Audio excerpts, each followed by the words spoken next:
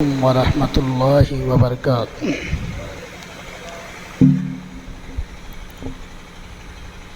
ربی احمدک حمدا طیبا واصلی علی حبیبک المصطفی سیدنا محمد صلی اللہ علیہ وسلم وعلی آلہ وصحبہ اجمعین، اما بعد۔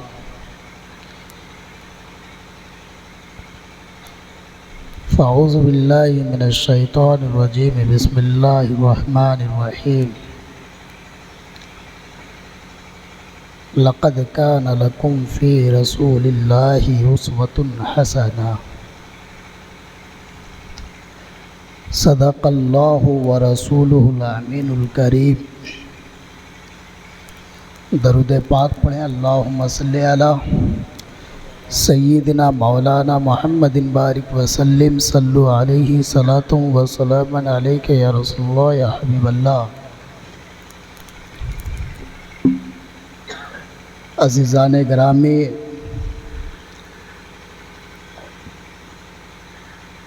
ہم اور آپ اللہ کے جس قدر بھی شکر گزار بندے بنے وہ کم ہیں۔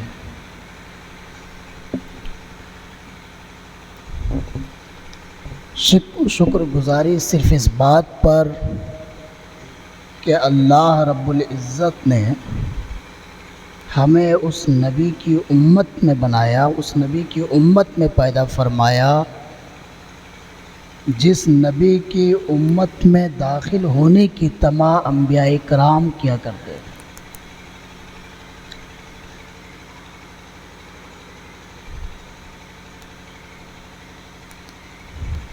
سیدنا موسیٰ علیہ الصلاۃ والتسلیم نے جب اللہ کا قرب چاہا، جب اللہ رب العزت سے قریب ہونا چاہا، تو روایتوں میں یہ آتا ہے کہ اللہ وحدہ لا شریک نے سیدنا موسیٰ علیہ الصلاۃ والتسلیم سے فرمایا تھا، اے موسیٰ، تم مجھ سے قریب ہونا چاہتا ہے تو آج کا دین ایسا ہے کہ تو میرے نبی محمد عربی صلی اللہ علیہ وسلم پر درود بھیج، میں تجھے تیرے دل سے بھی زیادہ اپنے قریب کر لوں گا۔ ایک انسان کے لیے اس کا دل سب سے زیادہ قریب ہے، مگر اللہ وحدہ لا شریک سیدنا موسیٰ علیہ السلام سے فرماتا ہے کہ اگر تو رب کا قرب چاہتا ہے اپنے دل سے بھی زیادہ تو محمد عربی صلی اللہ علیہ وسلم پر درود بھیج۔ اللہ رب العزت نے ہمیں اور آپ کو اس نبی کا امتی بنایا۔ اللہ رب العزت نے ہمیں اور آپ کو اس نبی کی امت میں پیدا فرمایا، جس نبی کی امت میں دخول کو، جس نبی کی امت میں شرکت کو انبیاء کرام بھی متمنی رہے۔ تو ہم اپنے رب کی جس قدر بھی شکر گزاری کریں، وہ شکر گزاری ہماری طرف سے ہمارے رب کے لیے کم ہی ہے۔ ہمیں اور آپ کو اس عظیم نعمت کی بنیاد پر اپنے رب کے شکر گزار بندہ بننا چاہیے۔ اب اللہ رب العزت نے اپنا محبوب نعمت عظمیٰ، جس کی وجہ سے یہ ساری کائنات، وہ نعمت اللہ رب العزت نے ہمیں اور آپ کو عطا فرمایا، تو عطا فرما کر کے صرف یہ نہیں کہ آپ اسے دیکھیں، عطا فرمایا اس لیے نہیں کہ آپ ان کو صرف سنیں، عطا فرمایا اس لیے نہیں کہ آپ ان کی قد و قامت کو جان سکیں، عطا فرمایا اس لیے نہیں کہ آپ ان کے رخ انور کی زیارت کریں، عطا فرمایا اس لیے کہ تم اپنی زندگی میں نمونہ اگر کسی چیز کو بنانا چاہتے ہو تو رسول علیہ الصلاۃ والتسلیم کو بناؤ۔ تم اپنی زندگی میں کامیاب ہونا چاہتے ہو، تم اپنی زندگی میں اللہ کا قرب حاصل کرنا چاہتے ہو، تم آخرت میں نجات پانا چاہتے ہو، تو سنو، تمہارے لیے کوئی نمونہ نہیں ہے سوائے رسول کی ذات کے۔ فرمایا لقد کان لکم فی رسول اللہ اسوۃ حسنہ، تحقیق کہ تمہارے لیے زندگی گزارنے کا سب سے بہتر نمونہ رسول کریم علیہ الصلوۃ والتسلیم کی ذات پر ہے۔ اب رسول کریم علیہ الصلوۃ والتسلیم کی سیرت سے کچھ گوشے میں آپ کے نظر کر دوں، اور پھر ہم اپنے ماحولیات کا جائزہ لیں کہ اللہ کے رسول صلی اللہ علیہ وسلم کی سیرت کے وہ حصے ہماری زندگی میں ہیں یا ہماری زندگی سے غائب ہے۔ آب زر سے لکھے جانے والے قصوں میں یا سیرت کا وہ پہلو جو سرکار علیہ الصلوۃ والتسلیم کی زندگی میں سرزد ہوا، وہ تھا کہ دو لوگوں کے درمیان بھائی چارگی قائم کرنا، اور وہ بھائی چارگی صرف اس بنیاد پر قائم کیا اللہ کے رسول صلی اللہ علیہ وسلم نے کہ یہ دونوں آپس میں مومن ہیں۔ نسب کے اعتبار سے وہ بھائی نہیں تھے، خون کے اعتبار سے وہ بھائی نہیں تھے، رشتے کے اعتبار سے وہ بھائی نہیں تھے۔ اس کو جب مستشرقین نے پڑھا تھا تو کہا تھا کہ اگر دین کو مضبوط کیا محمد صلی اللہ علیہ وسلم نے تو اپنے دین کو مضبوط اسی بنیاد پر کیا تھا کہ دو مختلف لوگوں کو آپس میں بھائی بنا دیا۔ آج ہمارا معاشرہ یہ ہے کہ آپس میں خونی بھائی، رشتہ والا بھائی، نسبی بھائی آپس میں ایک دوسرے کا منہ نہیں دیکھنا چاہتے، آپس میں ایک دوسرے سے بات کرنا پسند نہیں کرتا۔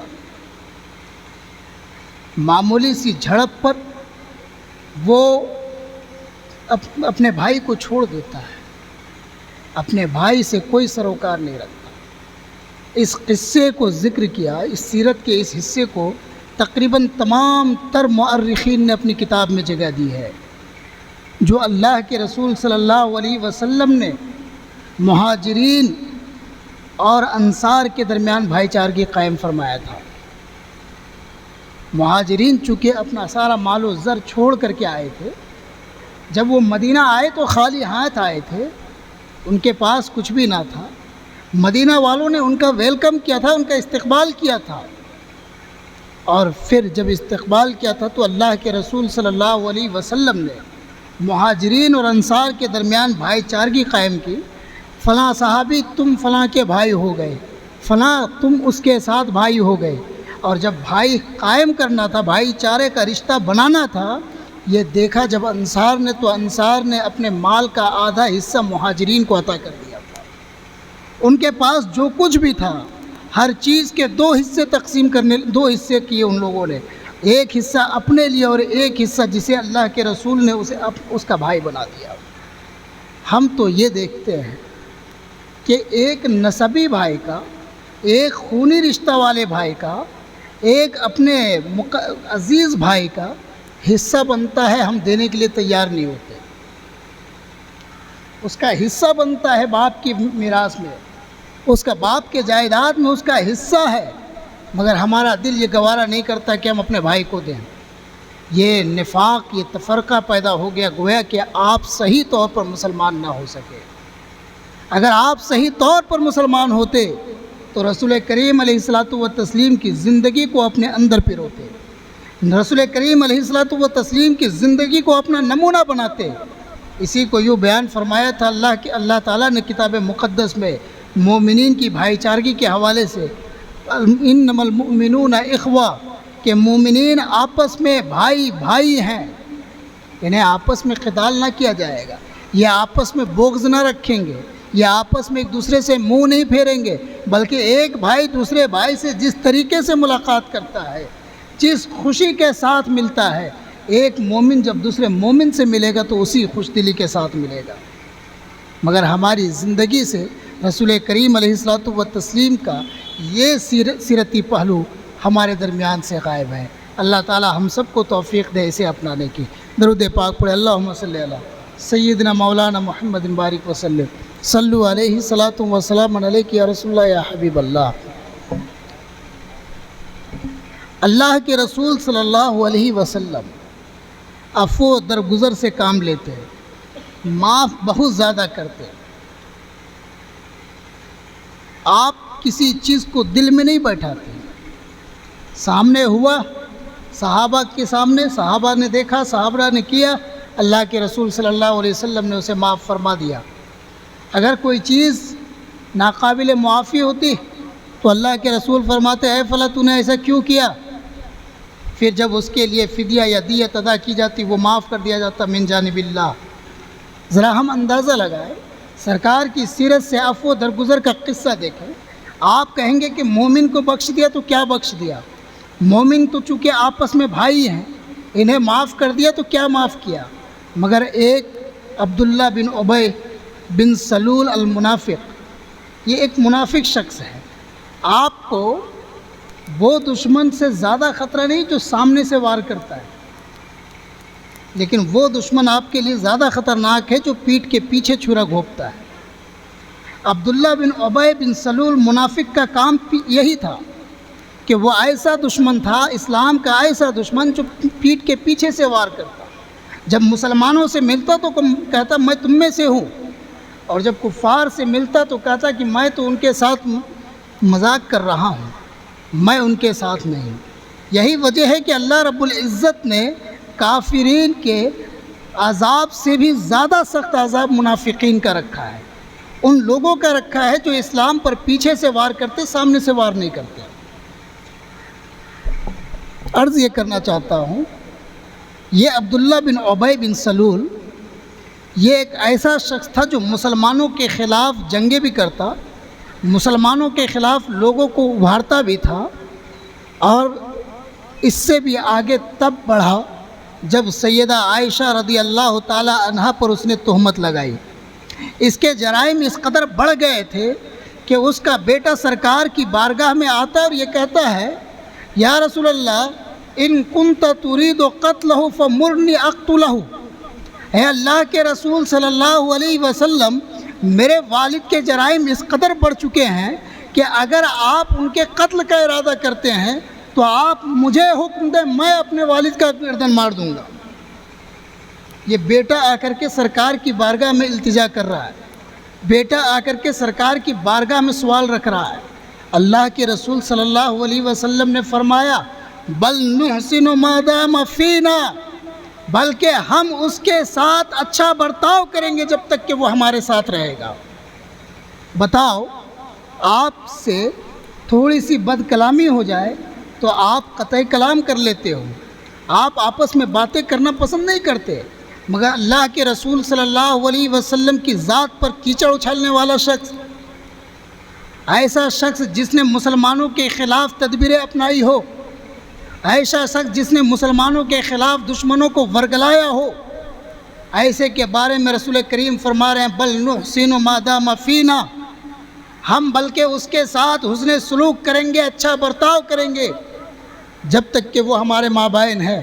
ذرا ہم اپنے گریباں میں جھانکیں کہ ہم نے جس رسول کی یوم پیدائش کل منائی ہے، کیا اس کی جھلکیاں ہمارے اندر پائی جاتی ہے؟ کیا ہم کسی کو معاف کرنے کے قابل سمجھتے ہیں؟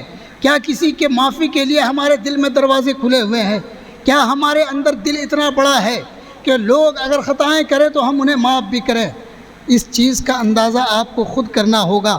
محض یوم پیدائش سے آپ رسول کریم علیہ الصلوۃ والتسلیم کی زندگی، رسول کریم علیہ الصلوۃ والتسلیم کو خوش نہیں کر سکتے، بلکہ آپ پر ضروری یہ ہے کہ رسول کی زندگی کو اپنا نمونہ بنانا ہوگا. درود پاک پڑھے اللہم صلی صلی سیدنا مولانا محمد بارک وسلم صلو علیہ صلاۃ وسلام علیک یا رسول اللہ صلی اللہ تعالی علیہ وسلم. دو مثالیں ہم نے آپ کے سامنے رکھی، ایک بھائی چارگی کی، دوسرے عفو درگزر کی. تیسری مثال میں دے رہا ہوں عہد وفا کی. جب کسی سے اللہ کے رسول صلی اللہ علیہ وسلم وعدہ کرتے تو وعدے کو کس طرح نبھایا کرتے. اس سے قبل میں آپ کو ذکر کر دوں کہ ہرقل، ایک نام آپ لوگوں نے سنا ہوگا، ملک شام کا بادشاہ تھا. وہاں پر ابو سفیان کو لایا گیا اور رسول کریم علیہ الصلوۃ والتسلیم کی رونمائی کے حوالے سے اس نے سوال کیا تھا. اس سوال کے اندر ایک سوال یہ بھی پوچھا تھا فَهَلْ يَغْدِرُ، تو کیا وہ وعدوں کو توڑتے ہیں، بے وفائی کرتے ہیں، عہد وفا سے خالی ہیں؟ ابو سفیان نے اس وقت کہا تھا کہ نہیں، وہ اپنے عہد و پیمان میں پکے ہیں، وہ جس چیز کا عہد کر لیں اس چیز کو ٹوٹنے نہیں دیتے، اس چیز کو حتی الامکان پوری کرتے ہیں۔ اب میں تھوڑی سی اور آگے بات کرتا چلوں کہ جنگ ایک معاملہ ہوتا ہے، جب آپس میں مشاجرت ہو جائے، آپس میں لڑائی ہو جائے، تو اس وقت انسان غفلت کا وقت تلاش کرتا ہے۔ انسان یہ چاہتا ہے کہ ہمارا مد مقابل غافل ہو جائے تو ہم اس پر وار کر دیں تاکہ ہمیں فتح مل جائے۔ مگر آپ کو ذرا اس سے اندازہ لگائیں، صلح حدیبیہ کا موقع ہے جو تقریباً 7 ہجری میں واقع ہوا۔ اللہ کے رسول صلی اللہ علیہ وسلم اور مشرکین کے درمیان اس بات پر عہد ہوا کہ آپ مکہ میں داخل ہوں گے تو بغیر کسی ہتھیار کے داخل ہوں گے۔ نمبر 2، جب ہمارا کوئی آدمی آپ کے گروہ میں گرفتار ہو جائے تو آپ اسے واپس کر دیں گے۔ نمبر 3، آپ کا کوئی آدمی ہمارے لیے قیدی بن جائے تو ہم اسے واپس نہ کریں گے۔ اسی شرط کی بنا پر ہم آپ کو مکہ میں داخل ہونے دیں گے، اسی شرط کی بنا پر ہم آپ کو عمرہ کرنے کی اجازت دے سکیں گے۔ اگر آپ ان معاہدے پر، ان شروط پر قائم نہ اتریں گے تو ہم آپ کو مکہ میں دخول کی اجازت نہ دیں گے۔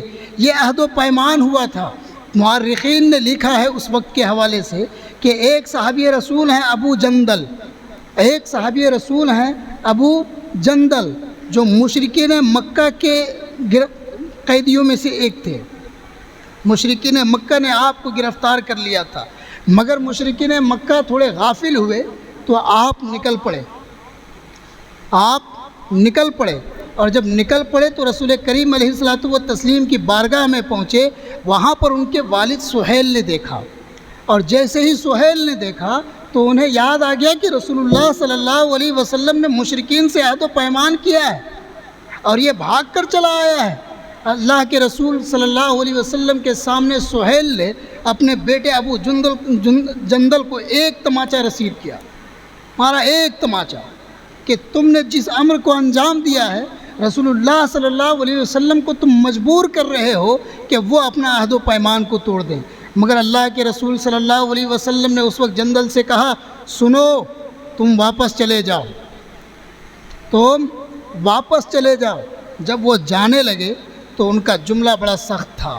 ان کا جملہ یہ تھا کہ اے مومنین، چونکہ وہ رسول کریم علیہ الصلوۃ والتسلیم کو مخاطب نہیں کر سکتے تھے، تو انہوں نے کہا، اے مومنین، رسول کریم علیہ الصلوۃ والتسلیم دشمنان اسلام کی طرف مجھے بھیج رہے ہیں، جو لوگ مجھے طرح طرح کی تکلیفیں دیتے ہیں، طرح طرح کی آزمائشوں میں مبتلا کرتے ہیں، آپ کیا اس چیز کو برداشت کر سکو گے؟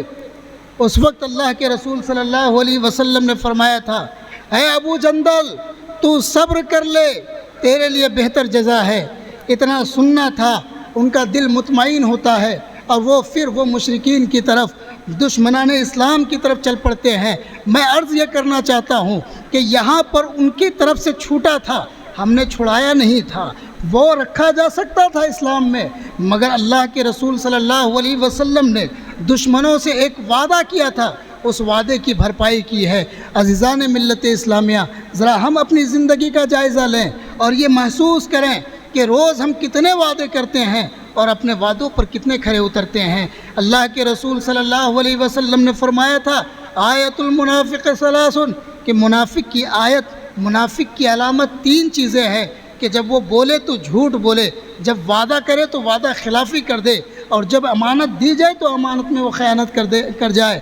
ذرا بتائیں کہ یہ صفتیں ہمارے اندر آ گئی ہیں یا نہیں؟ ہم جھوٹ بول رہے ہیں یا نہیں بول رہے ہیں؟ وعدہ خلافی کر رہے ہیں یا نہیں کر رہے ہیں؟ ہمیں امین بنایا جاتا ہے تو ہم مال میں خیانت کر رہے ہیں یا نہیں کر رہے ہیں؟ اگر آپ نے رسول کریم علیہ الصلوۃ والتسلیم کی زندگی کو اپنے سینے میں جگہ نہ دی تو یقین مانیں کہ آپ کامیاب نہ ہو سکیں گے۔